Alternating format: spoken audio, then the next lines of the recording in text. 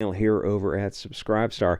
Nick Fuentes versus the blue-pilled Matrix enjoyers. I saw this live stream the other day. It was Nick versus 5 brainwash NPCs. Now, right off the bat, you know that when somebody's over target, it's because they're taking fire. That gives people like Nick and many others who have been the subject of most intense scrutiny and fire from the mainstream a certain believability that the left will just never have. You're not raging against a machine when you're sponsored by Bank of America, that sort of thing. If you're, and it's so embarrassing that the left wing still kind of thinks that they are the rebels fighting against the powers that be, and you look at them, it's like, you are the powers that be. All the powers, everything in the mainstream supports you. If you're censored, deplatformed, or banned from rental companies, social media, you're actually speaking truth to power. That's how you know. The left wing and controlled ops right wing, like the Shapiros or Jordan Petersons, are pushed to the front of almost every mainstream algorithm. If the machine is coming for you, you're doing something right. That mainstream con ops type of stuff, the right wing stuff, they're not moving the needle. They're not doing anything of a great magnitude or dangerous and powerful. They're not doing anything at all other than just keeping people keeping people distracted with safe, allowable opinions. And you spin your wheels, you waste your time and resources instead of moving beyond them and getting to something that actually has a chance of changing things. Even without knowing much about Nick, he's saying something that has people nervous. If what he's saying or others in his position is such nonsense and you disagreed with it, you'd want people to freely hear his views and point out the flaws. Let all the ideas in the open marketplace of ideas. The best will rise to the surface, which is what terrifies, let me pause this, I don't get struck, which is what terrifies the left because they fundamentally do not have good ideas. We know our ideas are better, and if we can get them out to people without censorship, we will win. They have to censor or else they lose. So this live stream is one guy against 5 emotional idiots who did not have logical arguments. They had appeals to emotion and ad hominem attacks.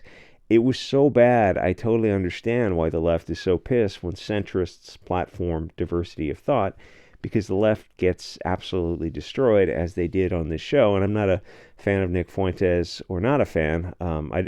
He's too young to listen to. I've just heard him now and then. It's like in 10 years he'll be probably more well polished, but this is worth listening to if you just want to see one guy go up against 5 or 6 people and just one young guy and just absolutely wipe the floor with him. And it's embarrassing to watch. The women there are, of course, totally pointless, as are all left-wing women. They're just completely ruled by emotions. It's all estrogen talk. But to be fair to them, the guys there were such beta brainwashed soy boys that they were indistinguishable from the women.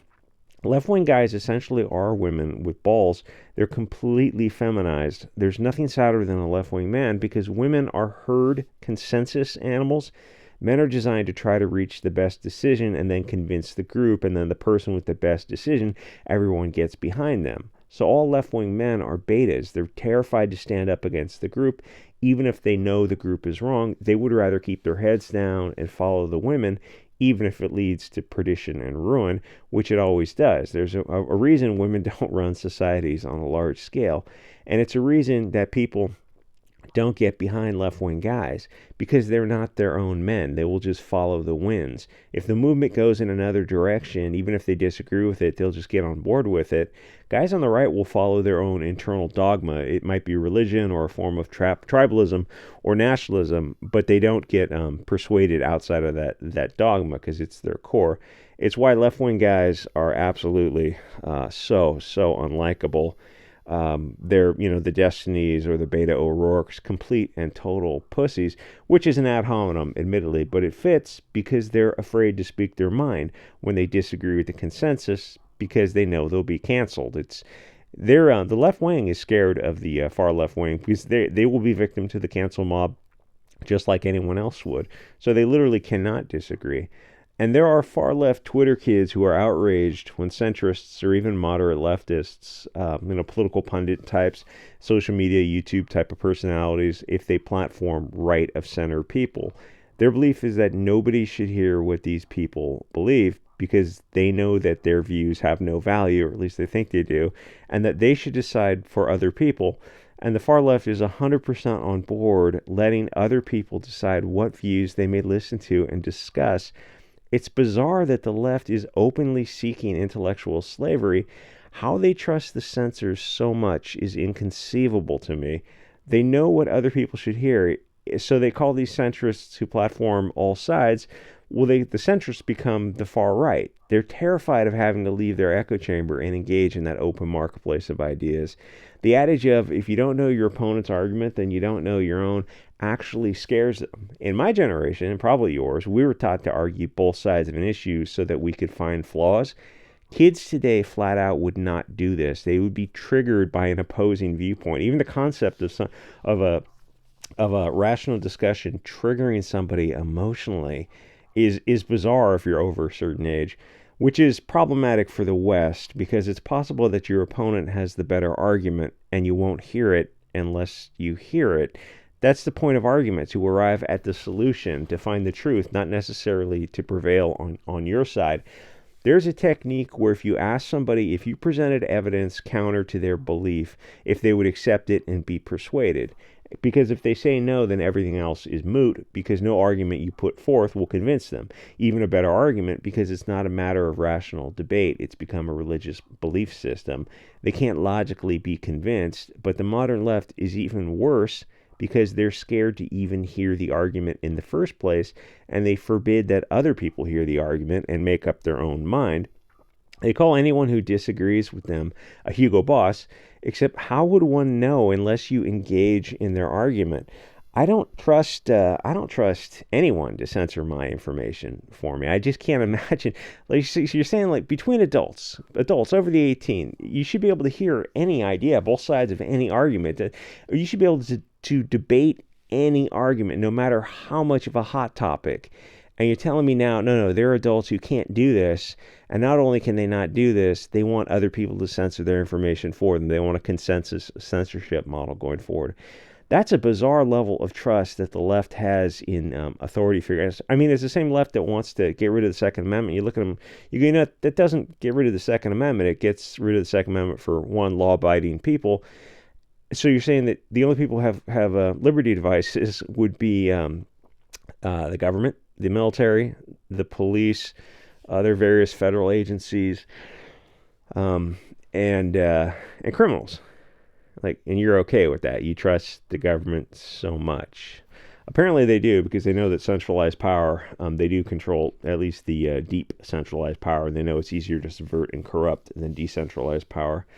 So the other thing I've heard them say is that if 9 people sit down with a Hugo Boss, then there are 10 Hugo Bosses seated at the table.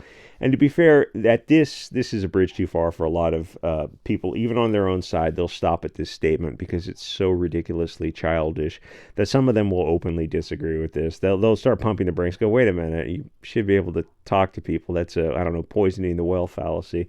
It presupposes a few things: that they have the definition of Hugo Boss that everyone agrees on, which nowadays is impossible, because it just means anyone who disagrees with them. And that this person, under the totality of the circumstances, meets the elements of their definition and has no justification, mitigation, or excuse.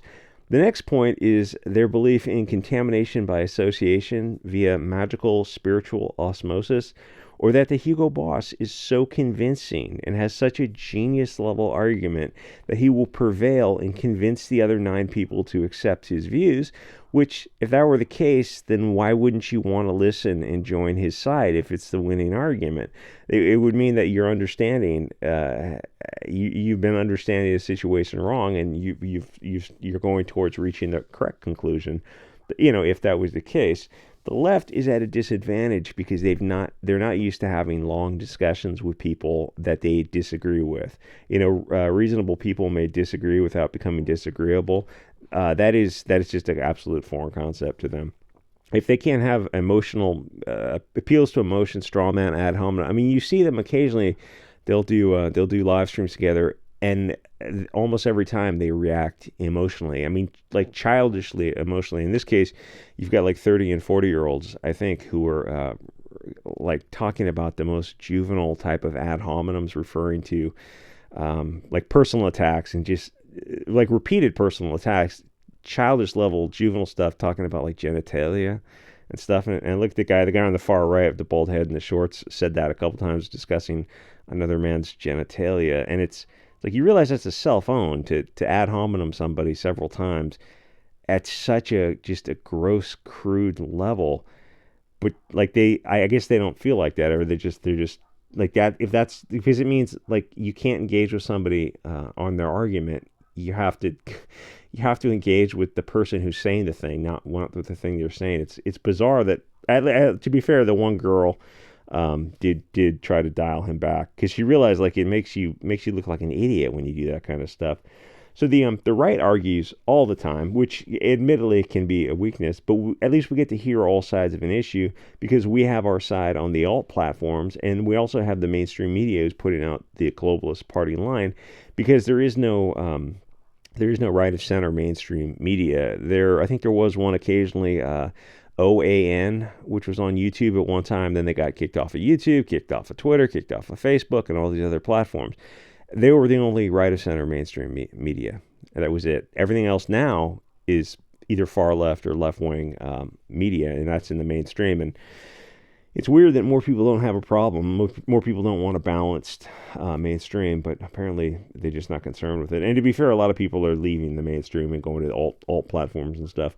The right, even the far right, is better balanced because we're exposed to all sorts of ideas.